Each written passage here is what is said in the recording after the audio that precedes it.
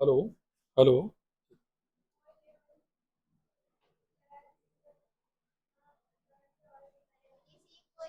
बिल्कुल बेटा, प्लीज शांत रहना बेटा। अच्छा, क्लास टेंथ का फर्स्ट चैप्टर की फर्स्ट पोइम, दो पोइम है उसमें, एक तो डस्ट ऑफ स्नो, एक फायर एंड आइस। तो क्लास टेंथ का ये पूरा सिलेबस मेरा प्रयास रहेगा कि इसको ऑनलाइन पूरा पढ़ाया जाए, ताकि जो बच्चे गांव से नहीं आ पाते यहाँ तक, तो बहुत सी चीज़ों से वंचित रह जाते हैं, बहुत सी चीज़ें उनकी छूट जाती हैं। लेकिन जब वो यहाँ से बाहर जाते हैं तो मैंने नोटिस किया है वो फेस करते हैं कि सर उनको शब्दों की हिंदी करना नहीं आ रहा, ग्रामर में डिफिकल्टीज आ रही हैं, और भी बहुत सारी समस्याएं रहती हैं। जो कोचिंग तक नहीं आ पा रहे बच्चे, नहीं सीख पा रहे, तो उनके लिए मैं प्रयास करूंगा कि जो भी यहाँ ऑफलाइन क्लासेस में सब बच्चों को पढ़ाने वाला हूँ, वो सभी चीज़ें आपको भी पढ़ा सकूँ। तो यूट्यूब से कनेक्टेड बने रहिए और वीडियो पूरा देखिएगा। और फिर कह रहा हूँ, रील्स की तरह देखने आए हो तो फिर यहाँ कुछ सीखने को नहीं है। क्लास जैसे आप यहाँ ऑफलाइन में आके बैठते हुए घंटे के लिए, सेम ऐसे ही आप घर पे पढ़िएगा, तभी आपको समझ में आएगा, तभी आपके लिए वैल्यूएबल रहेगा। क्योंकि मैं रील्स की तरह एक एक मिनट की चीज़ें बना के फेमस नहीं होना चाहता। एक मिनट का कुछ भी दो बातें बोली और फेमस हो गया कि बहुत अच्छी टीचर, नहीं नहीं। पूरी बातें समझना समझाना वो अपना दायित्व है। यहाँ कोई पैसा कमाना और फेमस होने का कोई इरादा नहीं है। केवल इतना सा है कि जो बच्चे नहीं सीख पा रहे, जो गांव से दूर दराज से आ रहे हैं, कभी कभी कोचिंग तक आने में भी लेट हो जाते हैं, बारिश हो जाती है, बीमार हो गए, शादी में चले गए, तो उनका जो भी सिलेबस छूटता है तो वो यहाँ यूट्यूब से कवर हो सके। बस इतना सा पर्पज़ है। तो जो भी बच्चे मुझे देख रहे हैं, पूरा वीडियो ध्यान से देखें। चैप्टर फर्स्ट, फर्स्ट फ्लाइट का जो था लेटर टू गॉड, उसको मैं पढ़ा चुका हूँ, कोशिश करूंगा उसको भी यूट्यूब पे जल्द से जल्द डाल दूँ। उसी की आपकी एक पोएम है जिसका नाम क्या है, फायर एंड आइस। तो आइए इसको बहुत अच्छे से समझते हैं। ये आपकी छोटी सी पोएम है, और ये किसने लिखी है? रॉबर्ट फ्रॉस्ट ने। याद रखना, पोएम से जब भी कोई सवाल आता है तो दो चीजें पूछता है। एक्सट्रैक्ट देता है वो, यानी मान लो आपकी 4 लाइन लिख के दे देगा, फिर आपका पहला क्वेश्चन क्या रहेगा? उसका पहला क्वेश्चन रहता है कि किस पोएम से ये लाइंस ली गई हैं, from which poem these line have been taken. तो आप क्या बताओगे, कौन सी पोएम से ली गई है, क्या नाम है इसका? Fire and ice. दूसरा वो पूछता है, इस फायर एंड आइस जो पोएम है, इसके पोएट का नाम क्या है? तो पोएट का नाम क्या है? Robert Frost. याद रखना। पोएम स्टार्ट करते हैं। इस पोएम को दो तरीके से पढ़ाऊंगा, दोनों तरीके समझना। फर्स्ट जो है, जो उसने डायरेक्टली कहा है, क्या कहा है? सम say the world will end in fire. कुछ लोग कहते हैं, सम से का मतलब कुछ लोग कहते हैं कि दुनिया विल एंड खत्म हो जाएगी, किस चीज से? फायर से। And some say in ice, कुछ लोग कहते हैं काय से खत्म हो जाएगी? आइस से। फायर का मतलब क्या है? आग।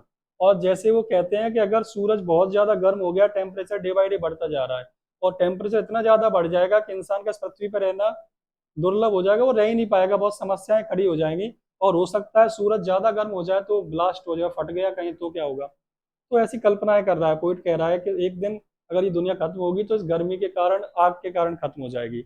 दूसरी बात वो क्या बोलता है? फ्रॉम, दूसरी बात क्या बोलता है कि वो काय से खत्म होगी? अगर फायर से ना हुई तो काय से होगी? आइस से।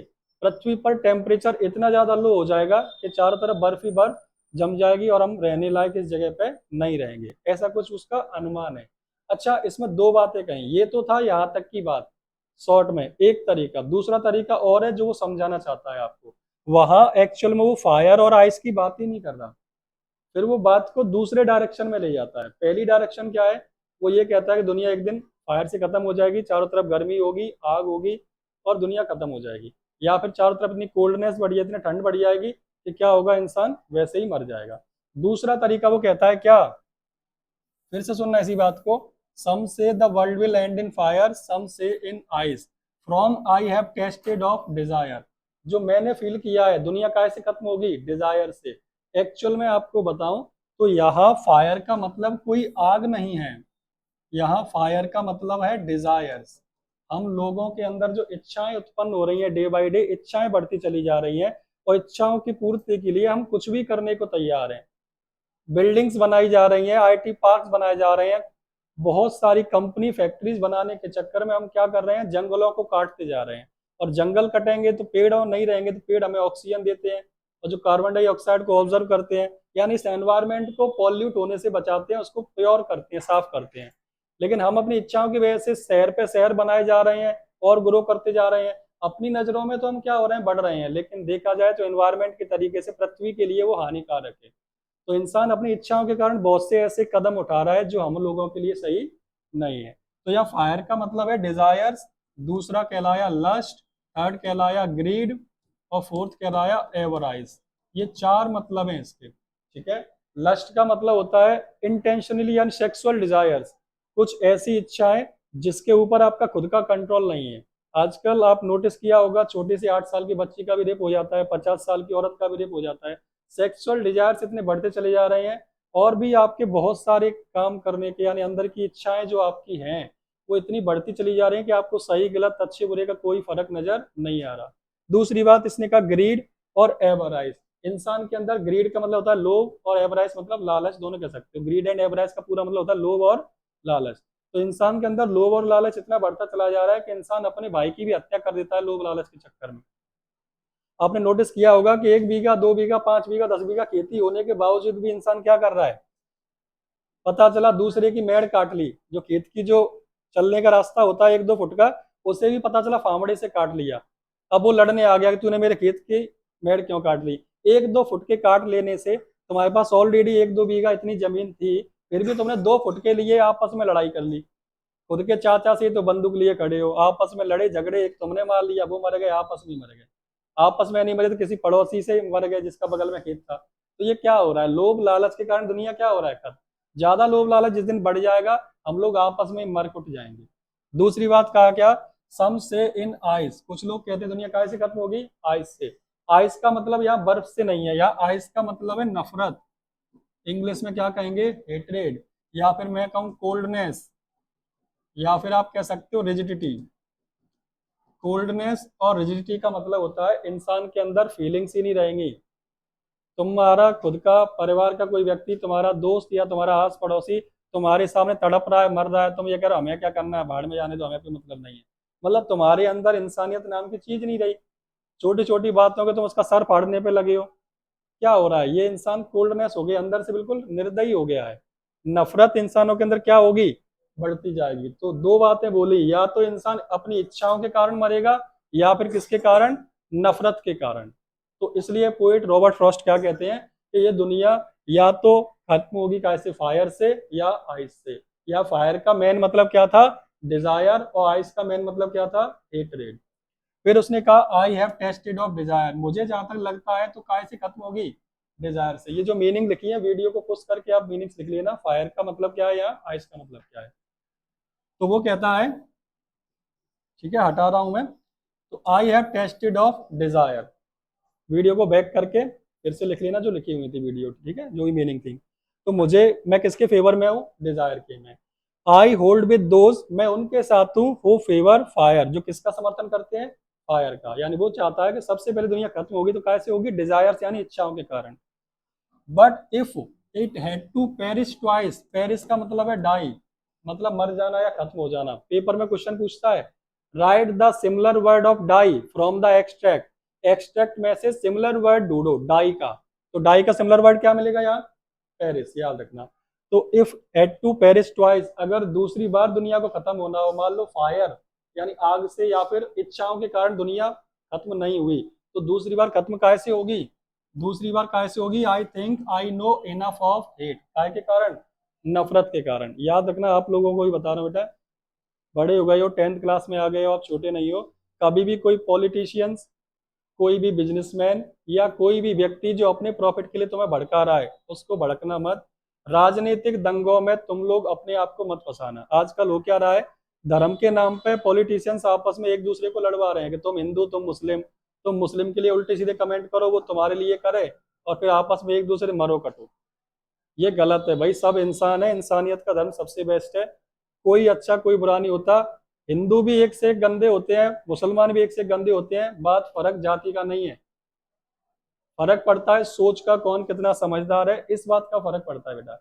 और फिर छोड़ो धर्म की, तो छोड़ो, आजकल तो कास्ट में भी क्या चल रहा है, आप लोगों ने नोटिस किया होगा, ठाकुर अपना अलग समाज बनाए हुए हैं, पंडित अलग बनाए हुए हैं, एसटी एसटी ओबीसी अलग बनाए हुए हैं, आपस में लड़ मर रहे हैं कि हमारे अंबेडकर, वो कह रहे हैं हमारे शिवाजी। अरे तुम्हारे शिवाजी तुम्हारे अंबेडकर है, अच्छी बात है, उन्होंने अच्छे कर्म किए थे, तब लोग आज उनको याद रख रहे हैं। अगर आप रियलिटी में उनके फॉलोवर हो तो उन्होंने जो काम किए थे, जिस प्रकार के उनका आचरण था, उसको फॉलो करो। लेकिन उनके नाम पे तुम कर क्या रहे हो? तुमने जाके अम्बेडकर का हाथ तोड़ दिया कि मूर्ति का हाथ तोड़ दिया? क्या कर लिया तुमने? उन्होंने जाके शिवाजी का जो चल रहा था उसमें जाके अब्बर कर दिया? क्या कर लिया? ये बेवकूफी है। आपको दोनों को ही मानना चाहिए, ना आपको ठाकुरों से लड़ो, ना आप SC ST OBC से लड़ो। भाई दोनों ही इंसान है, कास्ट वास्ट तो बाद में बनी है, पहले हम लोग कौन है? इंसान है। इंसानियत का धर्म निभाया जाए, किसी कास्ट से कोई मतलब नहीं है, सब बराबर के हैं इस समाज में। सीधी सी बात इतनी सी है। और याद रखना, अपन लड़ते हैं, आपने नोटिस किया होगा, तुम्हारे साथ पॉलिटिशियंस है, तुम्हारे साथ खड़ा है, तुमसे दंगे करवा रहा है, कल वो अपनी पार्टी बदल लेगा, जिस दिन वो दूसरी पार्टी में पहुंच गया वो इन लोगों के साथ खड़ा मिलेगा। लड़ाई किसकी हो गई? अपने आपस की। फायदा कौन उठा गया? देख रहे होगे पॉलिटिशियंस तुरंत अपना दल बदल कर लेते हैं, क्या नहीं, अपने फायदे के लिए। और अपन लड़ते फिर रहे हैं कि बीजेपी जिंदाबाद, कांग्रेस जिंदाबाद, छत्री जिंदाबाद, ये वाली कास्ट जिंदाबाद, जो भी कह रहे हो। तो ये गलत फहमी। याद रखना, आप बच्चे हो, फ्यूचर हो देश का, इन चीजों के चक्कर में, पॉलिटिशियंस के चक्कर में कभी नहीं पड़ना। जातिवाद की रैलियां कभी निकल रही हो जिसमें जाति धर्म के ऊपर रैली निकाली जा रही है, बेटा दूर रहना इन चीजों से। आपके लेवल की बातें नहीं है, बकवास है ये सब, आपको बर्बाद करने के तौर तरीके हैं। किसी भगवान को बचाने की आवश्यकता नहीं है, किसी धर्म को बचाने की आवश्यकता नहीं है, वो हमें बचाता है। हम परेशानी में आए तो क्या कहते हैं कि हे भगवान कृपा करना, बचा लेना। तुम सोच रहे हो कि हम मंदिर मस्जिद फोड़ने से भगवान को बचा लेंगे? अरे उनको जरूरत नहीं है बचाने की, वो तो बच जाएंगे, तुम अपने आप को बचाओ। तो याद रखना, इन फालतू चीजों से नहीं, बर्बाद नहीं होना, नफरत के कारण या फिर अपनी इच्छाओं के कारण इस दुनिया को बर्बाद नहीं करना। To say that for the destruction ice is also great, ये कहना काफी होगा कि आइस, यानी आइस का मतलब मैंने क्या बताया था बेटा?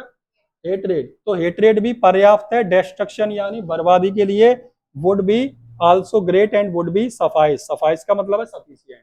तो इंसान डिजायर से भी खत्म हो सकता है अपनी इच्छाओं के कारण या फिर नफरत के कारण, एक ये दुनिया क्या होगी, खत्म हो जाएगी। क्लियर है? और जो फिजिकल तरीका बताया था उसने ये बताया कि एक दिन दुनिया फायर यानी आग से, दुनिया इतनी गर्म हो जाएगी, सूर्य का गोला इतना गर्म हो जाएगा कि अपन सब क्या उसकी तपन झेल नहीं पाएंगे, मर जाएंगे। या फिर इतना लो टेम्परेचर होगा कि बर्फ ही बर्फ चारों तरफ होगी, तब भी मर जाएंगे। तो एक तरीका ये था, दूसरा तरीका ये था। उम्मीद है दोनों तरीके समझ में आ गए होंगे। अगर आपके लिए वर्थ इट है तो आगे भी आपके लिए वीडियोज आते रहेंगे, देखते रहिएगा। और भी जितना हो सके शेयर करो, बच्चे भी देखें। कोशिश करूंगा क्वेश्चन आंसर भी आपके लिए लेके आऊं और पूरे पूरे याद कराने का प्रयास करूंगा। धन्यवाद।